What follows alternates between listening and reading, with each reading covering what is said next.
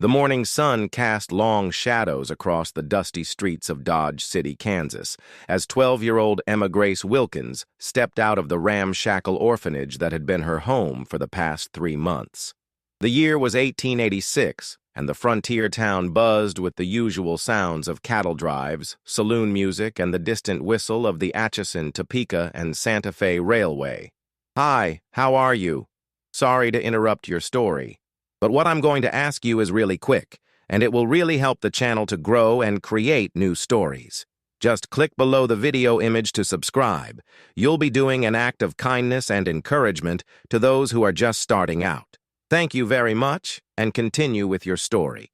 Emma clutched her father's old harmonica in one hand and a tattered photograph in the other, the only remnants of her previous life. Her heart sank as she approached the small stable behind the orphanage where she kept Stardust, her father's beloved Palomino mare.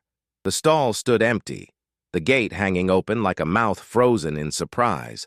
"Stardust?" Emma called out, her voice barely above a whisper. She stepped into the stall, running her fingers along the wooden planks where the horse should have been. Fresh hoofprints led from the stall toward the edge of town, disappearing into the dense forest that bordered Dodge City's western limits. Mrs. Abernathy, the stern orphanage matron, appeared behind her with a disapproving frown.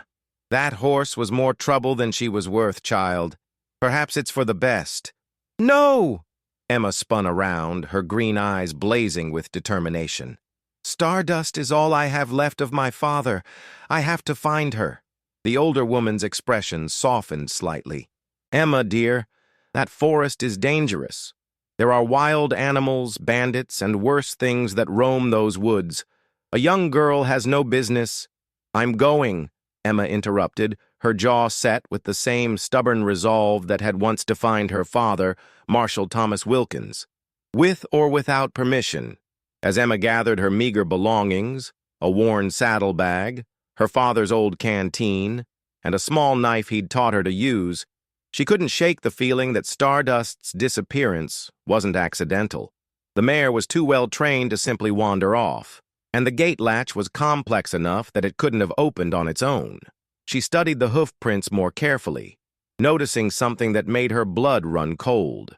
Mixed in with Stardust's familiar horseshoe marks were the prints of at least 2 other horses, and human boot prints that seemed to follow a deliberate path. "Someone took her," Emma whispered to herself, her fingers tightening around the harmonica. The melody her father used to play echoed in her memory, a haunting tune that always seemed to calm both her and Stardust during thunderstorms. As the sun climbed higher, Emma made her decision. She left a hastily scrawled note for Mrs. Abernathy and slipped out of the orphanage through the back door. The trail led her past the last buildings of Dodge City and into the wilderness beyond, where towering pines and dense underbrush created a maze of shadows and uncertainty. The forest seemed to swallow her whole as she followed the tracks deeper into its heart. Every snap of a twig or rustle of leaves made her jump, but she pressed on, driven by a desperate hope that she might still catch up to whoever had taken Stardust. Hours passed as Emma navigated fallen logs, rocky streams, and increasingly treacherous terrain. Her small legs ached, and her throat was parched despite the cool shade of the forest canopy. The tracks remained clear, leading her ever deeper into the wilderness. But she began to notice something troubling. The hoofprints seemed to be deliberately avoiding the easier paths, as if whoever had taken Stardust was trying to stay hidden. As afternoon melted into evening, Emma found herself in a clearing she didn't recognize. The tracks led to a small stream where the horses had apparently stopped to drink, but on the other side, the trail split in 3 different directions. Panic began to set in as she realized she might have lost the trail entirely. She knelt by the stream, cupping the cool water in her hands and trying to think like her father had taught her. "Always look for what doesn't belong, Emma," his voice echoed in her memory. "The truth is usually hiding in plain sight." That's when she noticed it. A single thread of blue fabric caught on a thorny bush near the middle trail. It was the same color as Stardust's lead rope, the one her father had braided himself from strips of his old cavalry uniform. Emma's heart raced as she carefully extracted the thread. Someone had definitely taken Stardust, and they were trying to cover their tracks. But why? The mare was valuable, certainly, but not valuable enough to risk stealing from an orphan in broad daylight. As darkness began to fall, Emma realized she was lost. The forest around her seemed to shift and change in the fading light, and she could hear the distant howl of wolves beginning their nightly hunt. Fear crept up her spine, but she forced herself to stay calm. Her father had taught her basic survival skills during their travels, and she knew she needed to find shelter before full darkness fell. She followed the middle trail for another half-mile until she spotted something that made her freeze in her tracks. A thin column of smoke rising through the trees ahead. Someone was camped nearby, and there was a chance it might be whoever had taken Stardust. Emma crept forward as quietly as she could, using the skills her father had taught her during their hunting trips. Through the trees, she could make out the flickering light of a campfire and the silhouette of a man sitting alone beside it. But there was no sign of Stardust or any other horses. The man was tall and lean, with weathered features that spoke of years spent under the harsh prairie sun. His clothes were well worn but clean, and a battered hat sat low over his eyes. Something about his posture suggested a deep weariness, as if he carried burdens that went far beyond physical exhaustion. Emma watched from her hiding place behind a large oak tree, trying to decide whether to approach or retreat. The man didn't look like a horse thief, but appearances could be deceiving. Her father had always warned her that the most dangerous people were often those who seemed the most harmless. As if sensing her presence, the man suddenly looked up from the fire, his piercing blue eyes scanning the darkness around his camp. "I know you're out there," he said, in a voice that was both gentle and commanding. "Might as well come into the light where we can see each other properly?" Emma's heart hammered in her chest. She could run, but she was already lost and had nowhere to go. She could hide, but something told her this man would find her eventually. Taking a deep breath, she stepped out from behind the tree, her hand instinctively moving to the small knife at her belt. "Easy there, little one," the man said, raising his hands to show he meant no harm. "Name's Cassian Boone, but most folks just call me Cass. And you look like someone who's had a mighty long day." Emma studied his face in the firelight, searching for any sign of deception. His eyes were kind, but haunted, and there was something familiar about the way he held himself, like a man who had once worn a badge and carried the weight of justice on his shoulders. "I'm looking for my horse," Emma said, her voice stronger than she felt. "Someone took her, and the trail led me here." Cass nodded slowly, his expression growing serious. "A Palomino mare with a blue lead rope, I'd wager. Saw the tracks myself about an hour ago. 3 riders passed through here heading north, and one of them was leading a horse that matched that description." Emma's heart leaped with hope and fear in equal measure. "You saw them? Did you see who they were?" "Too dark to make out faces, but I heard voices. One of them mentioned something about the girl and keeping to the plan. Didn't sit right with me, especially when I found this." Cass reached into his saddlebag and pulled out a small object that made Emma gasp. It was her father's cavalry button, the one that had fallen off his old uniform and been sewn onto Stardust's bridle as a good luck charm. "Where did you find that?" Emma whispered, her eyes filling with tears. "About a quarter-mile back, caught on a branch where someone had passed in a hurry. Figured whoever lost it might come looking for it." Cass studied Emma's face carefully. "But I'm guessing there's more to this story than a simple horse theft. Isn't there, miss?" Emma looked into the stranger's eyes and saw something that reminded her of her father, a deep sense of justice and an unwillingness to turn away from someone in need.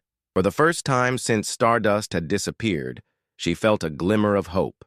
"My name is Emma Grace Wilkins," she said, her voice steady despite her fear.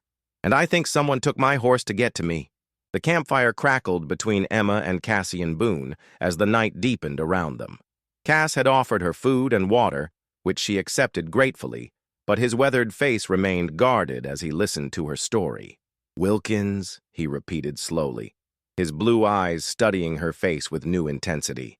"Your father wouldn't happen to have been Marshal Thomas Wilkins, would he?" Emma's heart skipped. "You knew my father?" Cass was quiet for a long moment, staring into the flames. Knew him? Tom Wilkins saved my life more than once. We rode together for 3 years, back when I still wore a badge. His voice carried a weight of old pain. I was sorry to hear about what happened to him. You were there? In Abilene? Emma leaned forward, desperate for any connection to her father's final days. No, child. I'd already left the law by then. Cass's jaw tightened. But word travels fast in these parts. Tom was a good man, one of the best lawmen I ever knew. The fact that someone's targeting his daughter tells me this isn't about a horse at all. Emma pulled out the tattered photograph she always carried, a picture of her and her father taken just months before his death. In it, Thomas Wilkins stood tall and proud in his marshal's uniform, his arm around his daughter, both of them smiling at the camera. Cass took the photograph with gentle hands, and Emma saw something flicker across his features. Recognition, perhaps, or maybe just the pain of old memories. He talked about you all the time, Cass said softly. Said you were the smartest, bravest little girl in all of Kansas. Looks like he was right. If you knew my father, then you have to help me find Stardust, Emma said, her voice urgent. She's all I have left of him, and whoever took her, they left this behind. She pulled out her father's harmonica, and as the firelight caught its worn surface, Cass went completely still. His face had gone pale, and his hands trembled slightly as he reached for the instrument. "May I?" he asked, his voice barely above a whisper. Emma nodded, watching as Cass examined the harmonica with the reverence of someone handling a sacred relic. He turned it over in his hands, and she saw him pause at something etched into the metal. Initials that had been worn smooth by years of handling. TW and CB, Cass read aloud, his voice thick with emotion. Your father gave this to me when I first became a deputy. Said music was the only thing that could calm a troubled soul. He looked up at Emma, his eyes bright with unshed tears. I gave it back to him the day I turned in my badge. Told him I didn't deserve to carry it anymore. Why? Emma asked, sensing there was more to the story. Cass handed the harmonica back to her, his expression hardening. Because I failed him when he needed me most. Because I let my own demons get in the way of doing what was right. And because... He paused, struggling with words that seemed to stick in his throat. Because the last time I saw your father, we weren't exactly on speaking terms. Before Emma could ask more questions, a sound in the distance made them both freeze. It was the unmistakable whinny of a horse, carried on the night wind from somewhere deeper in the forest. Stardust, Emma whispered, starting to rise from her place by the fire. Cass caught her arm gently but firmly. Hold on there, little one. That could be a trap. If someone took your horse to draw you out here, they might be waiting for you to come running. But what if she's hurt? What if they're counting on you to do exactly what you're thinking of doing? Cass interrupted. Your father taught you to think before you act, didn't he? Emma nodded reluctantly, though every fiber of her being wanted to run toward the sound of her horse's call. Cass stood and moved to his own horse, a sturdy bay gelding that had been grazing quietly at the edge of the clearing. We'll go together, but we do this smart. Stay close, stay quiet, and if I tell you to run, you run. Understood? You're going to help me? Emma asked, surprised by the sudden change in his demeanor. I owe your father that much, Cass said, checking his rifle and pistol with practiced efficiency. Besides, I've got a feeling this whole situation is connected to something bigger than a simple horse theft. They extinguished the fire and moved through the forest like shadows, Cass leading the way with the sure-footed confidence of a man who had spent years tracking criminals through hostile territory. Emma followed close behind, marveling at how quietly such a large man could move through the underbrush. The horse's whinny came again, closer this time, and Emma's heart raced as she recognized Stardust's distinctive call. But as they crept closer to the source of the sound, Cass suddenly held up a hand, signaling for her to stop. Through the trees ahead, they could see the flickering light of another campfire, much larger than the one they had just left. 3 men sat around it, their faces hard and weathered, their weapons clearly visible in the firelight. And there, tied to a tree at the edge of the clearing, was Stardust. Well, well, one of the men was saying, his voice carrying clearly through the still night air. Looks like our little trap is working. That horse has been calling out for the past hour. The girl can't be far behind. You sure this is the right play, Jake? Asked another man, younger and clearly nervous. I mean, she's just a kid. Maybe you should shut your mouth and remember what we're being paid for, the first man, Jake, snapped. The boss wants the girl and the girl wants her horse. Simple as that. But why does he want her so bad? The third man asked. She's just some orphan. Jake spat into the fire, causing it to hiss and spark. That orphan is the daughter of Marshal Tom Wilkins. And according to the boss, she's got something that belongs to him. Something her daddy took before he died. Emma felt Cass tense beside her, and she saw his hand move instinctively to his gun. But he didn't draw it. Instead, leaning close to whisper in her ear. We need to get closer, he breathed. I need to hear more about who's behind this. They crept forward until they were close enough to see the men's faces clearly. Emma didn't recognize any of them, but she could see that they were well-armed and clearly experienced at this kind of work. These weren't simple horse thieves, they were professionals. How much longer do we wait? The nervous one asked. As long as it takes, Jake replied. The boss was very clear about this. We get the girl, we get what she's carrying, and then we disappear. He's paying us enough to retire on, so we do this right. What if she doesn't come? The third man asked. Jake smiled, and it was not a pleasant expression. Oh, she'll come. Girls like that always come for their horses. It's in their nature, too sentimental for their own good. Emma's hands clenched into fists, anger overriding her fear. These men had taken Stardust specifically to lure her into a trap, and they were talking about her like she was some helpless child. But as she started to move forward, Cass caught her arm again. Not yet, he whispered. We need a plan. I have a plan, Emma whispered back. We get Stardust and get out of here. Against 3 armed men? That's not a plan, that's suicide. Cass studied the camp layout with tactical precision. But I might have an idea. How well does that horse of yours respond to your harmonica? Emma blinked in surprise. Very well. My father trained her to come when I played a specific tune. But if I play it now, they'll know exactly where you are, Cass finished, which is exactly what we want them to think. He outlined his plan quickly, and Emma felt a mixture of fear and excitement as she realized what he was proposing. It was dangerous, requiring split-second timing and a great deal of trust between 2 people who had known each other for less than a day. Your father would probably have my hide for putting you in danger like this, Cass said, his expression grim. My father would understand, Emma replied with quiet conviction. He always said that sometimes you have to take risks to do what's right.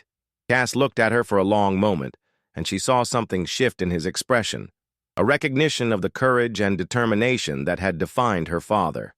All right, then, he said. Let's go get your horse back. As they prepared to put their plan into action, Emma couldn't shake the feeling that this was about more than just Stardust. The men had mentioned something her father had taken, something valuable enough to kidnap a child for. But what could her father have had that would be worth so much trouble? The answer, she suspected, was somehow connected to the harmonica in her pocket and the secrets that Cassian Boone was still keeping about his past with her father. The plan was simple in concept, but dangerous in execution. Emma would position herself on the far side of the camp and play her father's harmonica, drawing the men's attention while Cass circled around to free Stardust. Once the horse was loose, Emma would run to meet them at a predetermined rendezvous point deeper in the forest. Remember, Cass whispered as they prepared to separate, 3 notes, then pause. That's the signal that I'm in position. Don't start playing until you hear it. Emma nodded, her heart pounding as she made her way through the dense underbrush to her assigned position. The men around the campfire seemed relaxed, confident that their trap would work exactly as planned. They had no idea that their prey had already found them. As she settled behind a large boulder about 50 yards from the camp, Emma could hear their conversation continuing. I still don't understand why the boss wants this particular girl so bad, the nervous one was saying. I mean, there's gotta be easier ways to get whatever it is he's after. Jake poked at the fire with a stick, sending sparks spiraling into the night sky. You ever hear of the Meridian Bank robbery, Billy? Course I have. Biggest heist in Kansas history. But what's that got to do with... Billy stopped mid-sentence, his eyes widening. You don't mean... Marshal Tom Wilkins was the one who tracked down the gang, Jake continued. Killed 3 of them in a shootout, captured 2 more. But the money was never recovered. All $100,000 of it just disappeared. The third man, who had been silent until now, leaned forward with interest. You think Wilkins kept it for himself? I think Marshal Tom Wilkins was a lot smarter than anyone gave him credit for, Jake replied. And I think he left his daughter a very valuable inheritance, whether she knows it or not. Emma's blood ran cold. The Meridian Bank robbery had happened 2 years ago, just months before her father's death. She remembered him being gone for weeks, tracking the gang across 3 states. When he returned, he had seemed different, quieter, more troubled than usual. But he had never mentioned anything about missing money. A soft whistle, 3 notes, barely audible above the night sounds of the forest, told her that Cass was in position. Emma took a deep breath, raised the harmonica to her lips, and began to play the melody her father had taught her. The effect was immediate. Stardust's head shot up, her ears pricked forward as she recognized the familiar tune. The mare began to whinny and pull against her restraints, clearly agitated by hearing Emma's call, but being unable to reach her. There! Jake shouted, jumping to his feet. She's over there, past those rocks! All 3 men grabbed their weapons and began moving toward Emma's position, just as Cass had predicted. But as Emma continued to play, drawing them further away from their camp, she saw something that made her heart sink. Cass was having trouble with Stardust's restraints. The ropes were more complex than they had anticipated, and the mare's agitation was making it difficult for him to work. The men were getting closer to Emma's hiding spot, and she could hear them spreading out to surround her position. In moments, they would discover that she was alone, and then they would return to find Cass trying to free the horse. Emma made a split-second decision that would have terrified her father, and probably should have terrified her. Instead of continuing to hide, she stood up from behind the boulder and began walking toward the men, still playing the harmonica. Well, well, Jake said, lowering his rifle slightly as he saw the small figure approaching. Look what we have here. Just a little girl, all alone in the big scary forest. Where are the others? Billy asked nervously, his gun still trained on Emma. What others? Emma asked, trying to keep her voice steady. It's just me. Jake laughed, but it wasn't a pleasant sound. Just you? You expect us to believe that a 12-year-old girl tracked us through miles of wilderness all by herself? I followed the trail you left, Emma said, which was technically true. You weren't very careful about covering your tracks. The third man, Emma still didn't know his name, stepped closer, studying her face in the moonlight. She's got guts. I'll give her that. But she's also got something we need. The harmonica, Jake said, his eyes fixed on the instrument in Emma's hands. That's it, isn't it? That's where he hid the information. Emma's mind raced. They thought the harmonica contained some kind of clue about the missing bank money. But as far as she knew, it was just an ordinary instrument, the same one her father had played for her every night before bed. I don't know what you're talking about, she said, which was also true. Don't play dumb with us, little girl, Jake snarled, stepping closer. Your daddy was too smart for his own good. He figured out where the gang hid the money and he left you a way to find it. Now hand over that harmonica, and maybe we'll let you walk away from this. Behind the men, Emma could see Cass moving through the shadows near their camp. He had managed to free Stardust, and the mare was now following him as he led her away from the firelight. But he was moving slowly, trying not to attract attention, and Emma knew she needed to buy him more time. My father never told me anything about any bank robbery, she said, backing away slowly. This harmonica is it's just something he played for me. Your father was a lot of things, but he wasn't sentimental, Jake replied. Everything Tom Wilkins did had a purpose, and that harmonica is the key to finding $100,000 in stolen money. Even if that were true, Emma said, what makes you think I'd tell you anything? You kidnapped my horse and tried to lure me into a trap. Billy shifted nervously. Jake, maybe we should just take the harmonica and go. The boss didn't say anything about hurting the girl. The boss said to get what we need, Jake snapped. And if the girl won't cooperate, he raised his rifle, pointing it directly at Emma. That's when Cassian Boone stepped out of the shadows behind them, his own rifle trained on Jake's back. I wouldn't do that if I were you, Cass said, his voice carrying the cold authority of a man who had faced down dangerous criminals before. All three men spun around, and Emma saw the shock on their faces as they realized they had been outmaneuvered. Drop your weapons, Cass ordered. Nice and slow. You're making a big mistake, mister, Jake said. But he didn't lower his rifle. You don't know who you're dealing with. I know exactly who I'm dealing with, Cass replied. Jake Morrison, wanted for armed robbery in 3 states. Billy Hendricks, cattle rustler and horse thief. And you, he said, looking at the third man, would be Frank Dalton, unless I miss my guess. Your brother Cole sends his regards from the territorial prison. Emma saw the recognition dawn on the men's faces. They knew who Cassian Boone was, and that knowledge clearly terrified them. Boone, Jake whispered, I thought you were dead. Reports of my death have been greatly exaggerated, Cass said dryly. Now, are you going to drop those weapons? Or do I need to remind you why they used to call me the fastest gun in Kansas? For a moment, the forest was completely silent, except for the crackling of the dying campfire. Then Billy made the mistake of trying to swing his pistol toward Cass. The gunshot echoed through the trees like thunder, and Billy's weapon went flying from his hand as Cass's bullet found its mark. The young outlaw clutched his wounded wrist, crying out in pain. Anyone else want to test their luck? Cass asked calmly. Jake and Frank dropped their weapons immediately, raising their hands in surrender. Smart choice, Cass said. Emma, get their guns and bring them over here. As Emma collected the outlaws' weapons, her mind was still reeling from everything she had learned. The harmonica might contain information about stolen money. Cassian Boone was apparently a legendary gunfighter, and her father had been involved in something much more complex than she had ever imagined.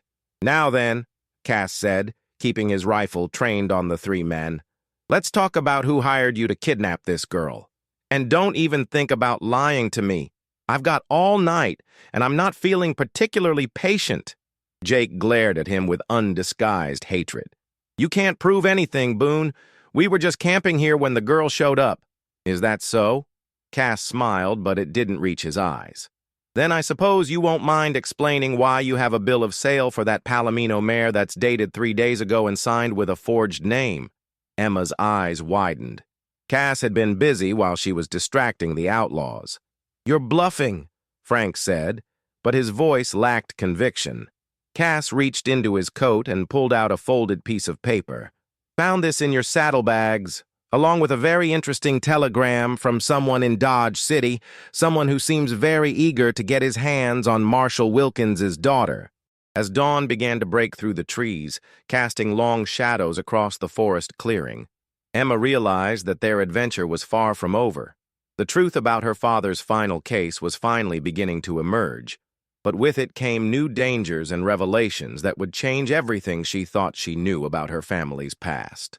The telegram that Cass had found in the outlaw's saddlebags was signed with a single initial, M. The message was brief but chilling. Bring the girl and the harmonica. Payment as discussed. Time is running out. As the first rays of dawn filtered through the forest canopy, Emma sat beside Stardust, gently stroking the mare's neck while Cass interrogated their captives. The 3 outlaws were tied securely to trees, but only Billy seemed willing to talk. Fear and pain from his wounded wrist had broken his resolve. The man who hired us, Billy said, his voice shaking. He knew things about the marshal that nobody else knew. Said Wilkins had figured out where the Meridian gang hid their money, but he never reported it. Said the marshal's daughter would have the key to finding it. What kind of key? Cass demanded. Billy glanced nervously at Jake, who was glaring at him with murderous intensity.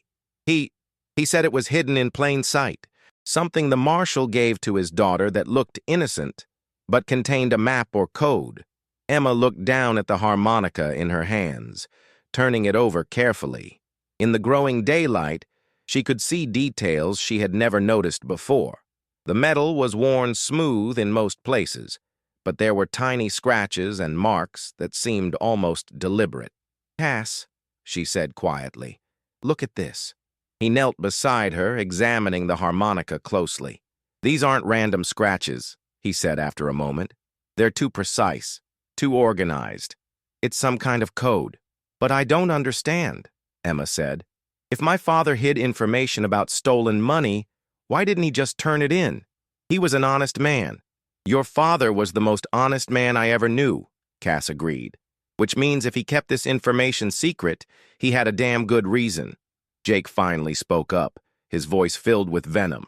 "Your precious father wasn't as honest as you think, little girl. He made a deal with the devil and now it's time to pay up." "What's that supposed to mean?" Emma demanded.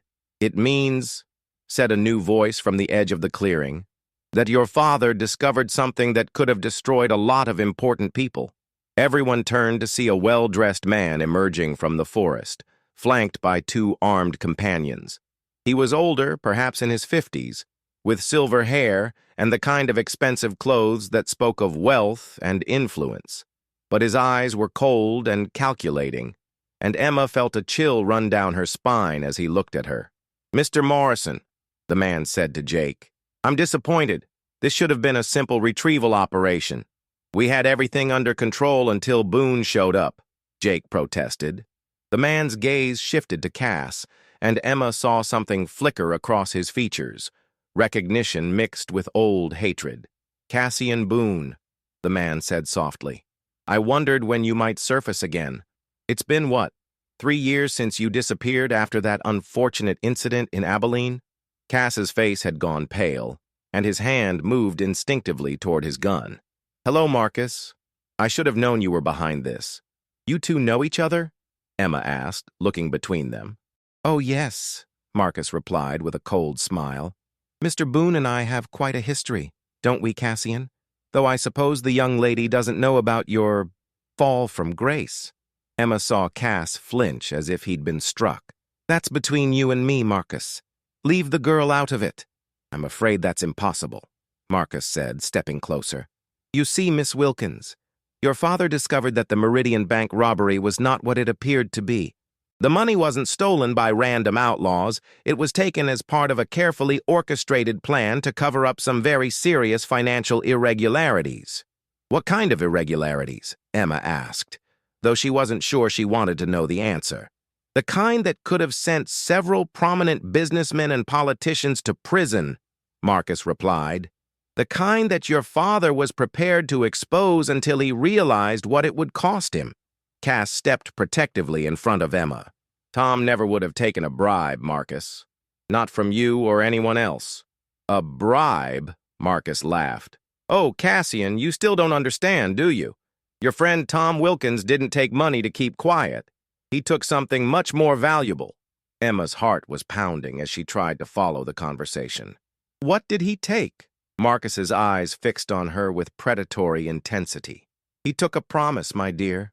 A promise that his daughter would be safe, would be cared for, would never want for anything, as long as he kept certain information to himself." The truth hit Emma like a physical blow. "You threatened me. You threatened to hurt me if my father exposed what he'd learned." "Your father was a very intelligent man," Marcus said. "He understood that sometimes justice must be balanced against more personal considerations. He chose to protect his daughter over pursuing a case that would have ruined many innocent families." "Innocent?" Cass snarled. "You stole money from hard-working people and then murdered anyone who got too close to the truth." "I protected legitimate business interests from unfair scrutiny," Marcus corrected. "And your father understood that. Unfortunately, he also left behind a very detailed record of his investigation, encoded in that harmonica. Information that could still cause considerable inconvenience." Emma looked down at the instrument in her hands, finally understanding its true significance. Her father hadn't just hidden information about stolen money.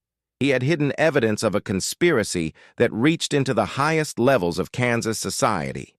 "So you hired these men to kidnap me and steal the harmonica," she said. "I hired them to retrieve stolen property and ensure that certain secrets remained buried," Marcus replied. "Your father is dead, Miss Wilkins. There's no point in pursuing his vendetta from beyond the grave. It wasn't a vendetta, Emma said, her voice growing stronger. It was justice. And my father taught me that justice is worth fighting for, no matter what the cost. Marcus's expression hardened. Your father also learned that some fights can't be won. I suggest you learn the same lesson before it's too late. That's when Stardust, who had been growing increasingly agitated during the confrontation, suddenly reared up and struck out with her hooves. One of Marcus's men, who had been moving to flank them, cried out as the mare's hoof caught him in the shoulder, sending him tumbling backward. The distraction was all Cass needed.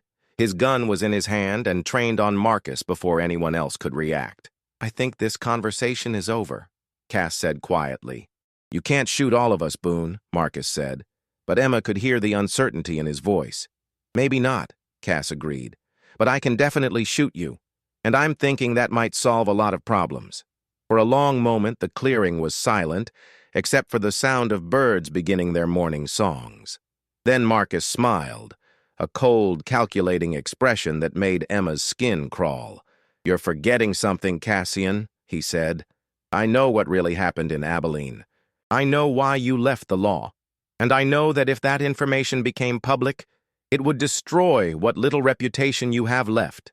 Emma saw Cass's hand tremble slightly, and she realized that Marcus had found his weakness. Whatever had happened in Abilene, it was something that still haunted the former lawman. But before Marcus could press his advantage, Emma stepped forward, raising the harmonica to her lips. You want this? She said. Then come and take it. She began to play the melody her father had taught her, the same tune she had used to call Stardust the night before. But this time, she played it differently, louder, more forcefully, with all the emotion and determination she could muster. The sound echoed through the forest, carrying across the miles back toward Dodge City, and Emma knew that somewhere in town people would hear it and recognize the tune that Marshal Tom Wilkins used to play for his daughter. You little fool, Marcus snarled, starting toward her, but Cass was faster. His first shot took down Marcus's remaining bodyguard, while his second sent Marcus himself diving for cover behind a tree. Emma, run! Cass shouted. But Emma wasn't running. Instead, she was carefully examining the harmonica, looking at the tiny scratches and marks her father had made. In the clear light of dawn, she could finally see what he had hidden there. Not a map to stolen money, but something far more valuable. Names, dates, bank account numbers. A complete record of Marcus's conspiracy, etched in microscopic detail into the metal of the instrument. Cass, she called out, I can read it! I can read what my father wrote! As gunfire erupted around the clearing and the sun climbed higher over the Kansas prairie, Emma Grace Wilkins finally understood her father's final gift to her. It wasn't just a harmonica or even evidence of a crime. It was proof that sometimes the smallest acts of courage could change everything. The truth was finally coming to light, and with it, the promise of justice that her father had died protecting. As the smoke cleared and Marcus and his remaining men lay defeated, Emma looked up at Cassian Boone and saw something she hadn't expected. Hope. For the first time in years, the haunted expression in his eyes had been replaced by something that looked almost like peace. Your father would be proud, he said quietly. Emma smiled, clutching the harmonica that had brought them together and revealed the truth at last. I think he already knew we'd figure it out. He always said that good people find each other when they need to most. As they prepared to ride back to Dodge City with their prisoners, and the evidence that would finally bring justice for the Meridian Bank robbery, Emma realized that she had found something she hadn't even known she was looking for, a new family in the most unlikely of places. The lonely cowboy and the orphaned girl had both discovered that sometimes the greatest adventures begin when you're brave enough to trust someone else with your heart. Hello, how are you? Did you enjoy the story? Like, share, comment on which city you're watching from, and subscribe to the channel to help us continue adding new, amazing videos. Thank you very much, and come back often.